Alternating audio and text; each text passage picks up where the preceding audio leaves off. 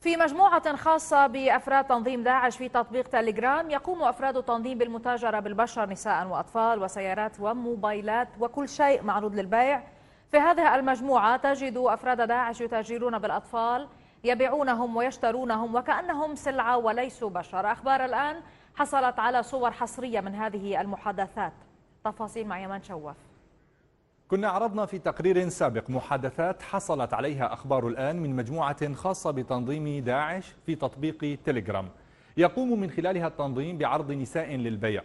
أما في الجزء الثاني من هذه المحادثات في نفس المجموعة نعرض محادثات لعناصر تنظيم داعش كيف يتاجرون بالأطفال، إذ لم يسلم الأطفال من إرهاب تنظيم داعش. استخدم التنظيم الأطفال وقودا في حربه واستغلهم في عمليات انتحارية، وهو يتفاخر بعرضهم للبيع كسلعة. ونكشف عن محادثات بين عناصر التنظيم في هذه المجموعة كيف يعرض الفتيان للبيع.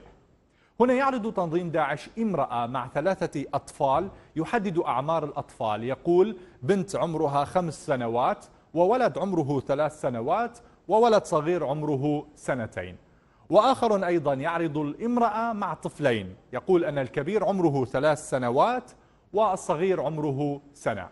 هنا شخص آخر يسأل عن غلام للبيع كما يقول ليقوم بخدمة عناصر تنظيم داعش. أما هذا فيعرض غلام لديه، يقول أنه يريد أن يبيع هذا الغلام، ويقول أن السعر يبدأ من $2000، ويعرض بعض الصور للغلام في هذه المجموعة.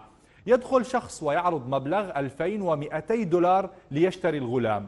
هنا شخص آخر يزيد $2300 ليشتري هذا الغلام، ولكن شخص آخر يقول أنه يريد أن يشتريه $2000 فقط.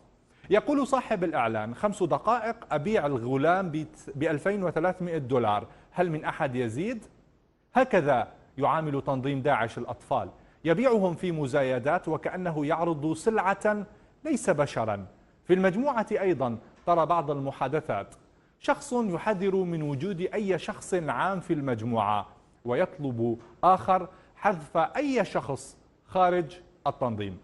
أما هذا فيحذر من حذف حساب بعد أن تم اختراقه، وآخر يسأل كيف يمكن أن نضيف شخص للمجموعة دون تزكية. أما هذا فإنه يسأل عن مجموعة خاصة بتنظيم داعش في تطبيق التليجرام، وهي مجموعة في اليمن، يقول كيف يمكن أن يتواصل مع هذه المجموعة.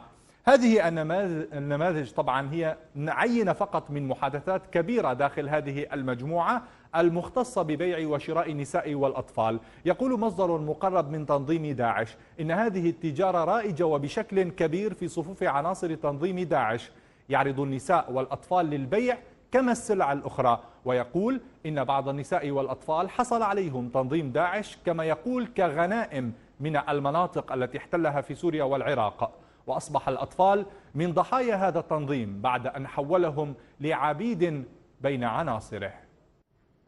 للاطلاع مشاهدينا على المحادثات الكاملة بين أفراد داعش عبر تطبيق تليجرام حول استغلال الأطفال، يمكنكم الاطلاع عليها على موقع تلفزيون الآن.